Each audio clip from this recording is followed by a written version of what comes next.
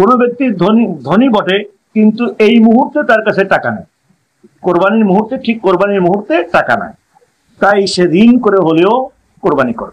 যদি ঋণটা পরিশোধ করার সামর্থ্য তার থাকে, তাহলে ওই ব্যক্তি সাময়িক ধার নিয়ে কোরবানি করতে পারবে।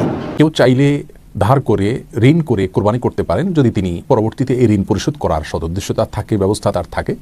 কোরবানি ওয়াজিব এমন ব্যক্তিও ঋণের টাকা দিয়ে কোরবানি করলে ওয়াজিব আদায় হয়ে যাবে।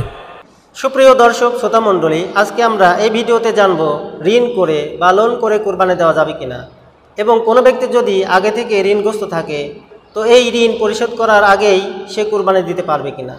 কিছু আলেম বলেছেন ঋণ করে বা লোন করে কোরবানি দেওয়া না জায়েজ, এবং কিছু আলেম বলেছেন ঋণ করে কোরবানি দেওয়া জায়েজ। তো প্রিয় দর্শকবিন্দু, আজকে আমরা সংক্ষেপে 7 জন বিজ্ঞ আলেমের বক্তব্য শুনব। এই 7 জন বিজ্ঞ আলেমের বক্তব্য শুনে আমরা ক্লিয়ার হয়ে যাব যে ঋণ করে বা লোন করে কোরবানি দেওয়া যাবে কিনা।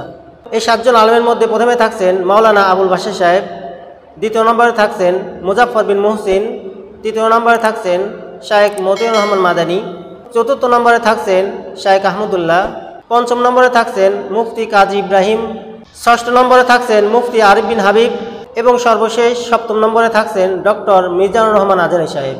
তো চলুন প্রিয় দর্শকবিন্দু, আমরা প্রথমেই মাওলানা আবুল বাশার সাহেবের বক্তব্য শুনে আসি। ঋণ করে কোরবানি করা, কোনো ব্যক্তি ধনী বটে, কিন্তু এই মুহূর্তে তার কাছে টাকা নেই, কোরবানির মুহূর্তে, ঠিক কোরবানির মুহূর্তে টাকা নাই, তাই সে ঋণ করে হলেও কোরবানি করে। তবে মনে রাখতে হবে, সুদে টাকা নিয়ে ঋণ করে কোরবানি করা যাবে না।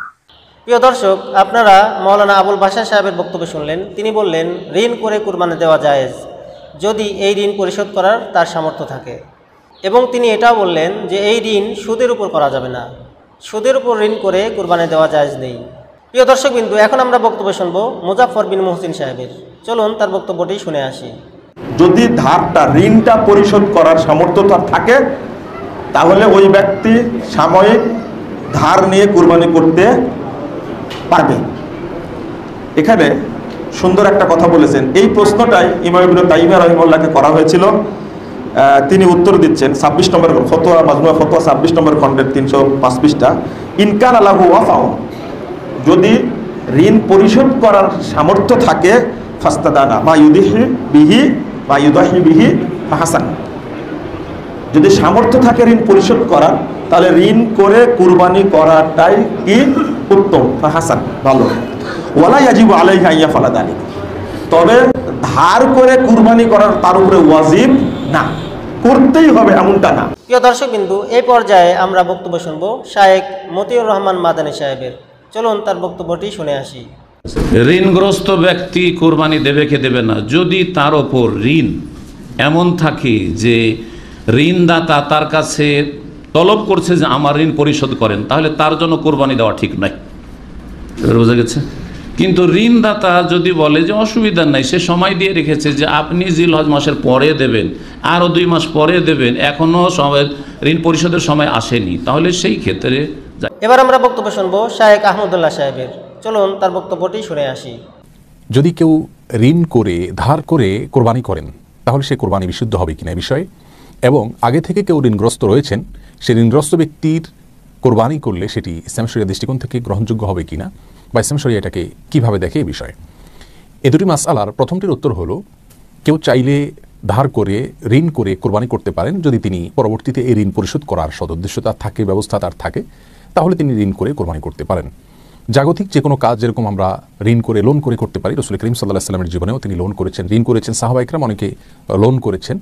অতএব লোন করে, ধার করে, ঋণ করে তিনি কোরবানি করতে পারেন যে কোনো ভালো কাজ, এমনকি দান সাদকা, হজ উমরা করার জন্য যদি কেউ ঋণ করেন এবং তার ঋণ পরিশোধ করার সদুদ্দেশ্য রয়েছে এবং ব্যবস্থা রয়েছে, তিনি জানেন যে ঋণ তিনি পরবর্তীতে পরিশোধ করতে পারবেন ইনশাআল্লাহ, তাহলে তিনি ঋণ করে ভালো কাজ করতে পারেন। কোরবানিটাও একই রকম। তবে ঋণ করে কোরবানি করা তার জন্য জরুরি নয়, আবশ্যক নয়। কারো যদি কোরবানি করার মতো সামর্থ্য না থাকে, তাহলে ঋণ করে ইসলামী শরিয়া তাকে কোরবানি করতে পারে।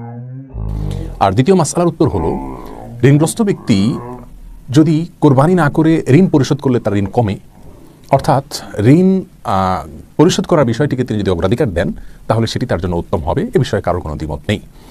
আর ঋণ থাকা অবস্থায় যদি তিনি কোরবানি করেন, তাহলে সেটি তার জন্য সঠিক হবে কিনা, এর উত্তর হলো ঋণ 2 প্রকার।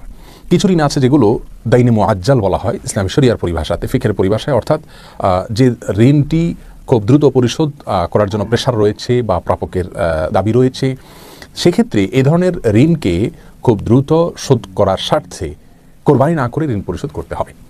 আর যদি দাইনটা দাইনে মুআজ্জাল হয় তাহলে সেক্ষেত্রে সেই ঋণ থাকা অবস্থায় কোরবানি করা যেতে পারে। যেমন একজন ব্যক্তি তার স্ত্রীর কাছে মহারানা আর ঋণ রয়েছে, মহারানার পাওনা রয়েছে, আরও এরকম অনেক সিস্টেমিক্যাল ঋণ থাকতে পারে যে ঋণগুলো তিনি হয়তো ধারাবাহিকভাবে কিস্তিতে শোধ করছেন অথবা নিয়মিত শোধ করে যাচ্ছেন একটি সিস্টেমের মধ্যে, তাহলে সেক্ষেত্রে সেই ঋণ থাকা অবস্থায় তিনি কোরবানি করতে পারেন, কোনো অসুবিধা নেই।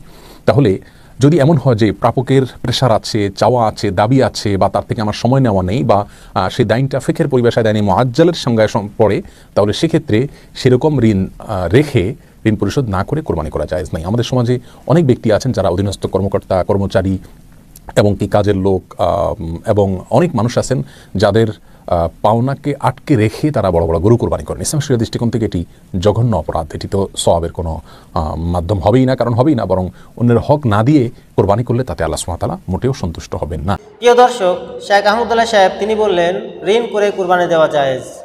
এবার আমরা বক্তব্য শুনবো মুফতি আরিফ বিন হাবিব সাহেবের। চলুন তার বক্তব্যটি শুনে আসি। ঋণ করে কোরবানি দেওয়া, কোরবানি ওয়াজিব এমন ব্যক্তিও ঋণের টাকা দিয়ে কোরবানি করলে ওয়াজিব আদায় হয়ে যাবে। এমনি আপনার উপর কোরবানি ওয়াজিব, আবার যদি আপনি ঋণের টাকা দিয়ে কোরবানি দেন, কথার কথা, তাও কোরবানি ওয়াজিব আদায় হয়ে যাবে। আপনি তো জানেন যে আমি ঋণ হইলে কি হবে, 5-10 লাখ টাকা আছে না, অনেকে লেনদেন করে, ওনাদের তো ব্যাপার না এটা, এই ঋণ আদান প্রদান হয়ে থাকে। দেখবেন অনেক ব্যবসায়ী আছে প্রতিনিয়ত তাদের 5-10 লাখ ঋণের আদান প্রদান। তো এই জাতীয় ব্যক্তিরা ঋণের টাকা দিয়ে যদি কোরবানি দেয় আদায় হয়ে যাবে, ওরা তো জানে যে আমি তো টাকা দিয়েই দিব। প্রিয় দর্শক বিন্দু, এ পর্যায়ে আমরা বক্তব্য শুনবো মুফতি কাজী ইব্রাহিম সাহেবের। চলুন তার বক্তব্যটি শুনে আসি। টাকা ধার করে কি কোরবানি দিতে পারবো? কোরবানি দেওয়া তো ওয়াজিব না সুন্নাহ, আমাদের দুটো মতই রয়েছে। যদি সুন্নাহ আমরা ধরি তাহলে তো এত কোনো জরুরি বিষয় নয় যে আমাকে ঋণ করে কোরবানি দিতে হবে। তবে আপনি দিতে পারেন, যেহেতু আপনার ঋণ শোধ করার টাকা আরেকজনের কাছে আপনি পাওনা আছেন, হয়তো ঈদের পরে আপনি পেয়ে যাবেন। মান ওয়াজাদা সাআতান ফালাম ইউদাহি ফালা ইয়াকরাবান্না মুসাল্লানা, যে ব্যক্তির সামর্থ্য আছে অথচ সে কোরবানি করলো না, সে আমাদের মুসাল্লা ঈদগাহের কাছে যাতে না আসে। এই হাদিসটি মওকুফ, সাহাবীর বর্ণনা, সহি বর্ণনা, কিন্তু হাদিসে মওকুফ। মওকুফ হলেও এটি মারফু হাদিস বা রাসূলুল্লাহ সাল্লাল্লাহু আলাইহি ওয়াসাল্লামের হাদিসের হুকুম রাখে। যেহেতু এমন বিধানের কথা, এমন উক্তি একজন সাহাবী সাধারণত করবেন না, নবীজি সাল্লাল্লাহু আলাইহি ওয়াসাল্লাম থেকে। প্রিয় দর্শক বিন্দু, এবার আমরা সর্বশেষ বক্তব্য শুনবো ডক্টর মিজানুর রহমান আজহারী সাহেবের। চলুন তার বক্তব্যটি শুনে আসি। উন্নাহারে 10 জিলহজে পশুর কুরবানি দিয়ে সে পশুর রক্ত প্রবাহিত করে দেওয়ার চেয়ে শ্রেষ্ঠ কোনো আমল আল্লাহর কাছে হতে পারে না, এর চেয়ে কোনো প্রিয় আমল আল্লাহর কাছে নেই। তার মানে কুরবানির দিনে সবচাইতে প্রিয় আমল, আল্লাহর কাছে পছন্দনীয় আমল হচ্ছে কুরবানি করা। তাই আমাদের যাদের সাধ্য আছে আমরা যেন বেশি বেশি কুরবানি করি। সম্মানিত শুধু আমরা জানি যে এই কুরবানিকে আল্লাহ তাআলা আমাদের উপর আবশ্যক করেছেন।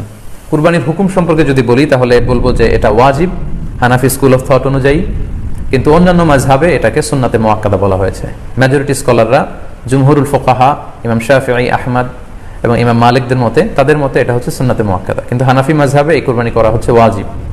যেহেতু আমরা আমাদের বাংলাদেশে বেশিরভাগই হচ্ছে হানাফি মাযহাবের অনুসারী, সো এটা কিন্তু আমাদের জন্য অবধারিত। যাদেরকে আল্লাহ তাআলা সম্পদ দিয়েছেন, টাকা পয়সার মালিক বানিয়েছেন, স্বাবলম্বী করেছেন, আমাদের প্রত্যেকের উপর কিন্তু এই কুরবানি করাটা ওয়াজিব। যেহেতু কুরবানি একেবারে আমাদের সন্নিকটে, সো এই কুরবানি নিয়ে আমাদের মধ্যে অনেক ধরনের প্রশ্ন রয়েছে। এবং 2 নম্বর কনসার্ন হচ্ছে হালাল উপার্জন দিয়ে কুরবানি হতে হবে। যৌথ কুরবানিতে কেউ কেউ যদি এমন থাকে যাদের উপার্জন হালাল না, সেই কুরবানি কিন্তু আল্লাহ তাআলার দরবারে কবুল হবে না। সো এটা খুব গুরুত্বপূর্ণ একটা বিষয়।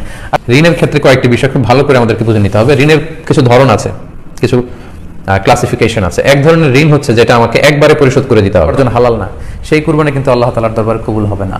প্রিয় দর্শক বিন্দু, আপনারা বিজ্ঞ 7 জন আলেমের বক্তব্য শুনলেন। এই 7 জন আলেম একই কথাই বললেন যে ঋণ করে কুরবানি দেওয়া জায়েজ, তবে এই ঋণ পরিশোধ করার সামর্থ্য থাকতে হবে।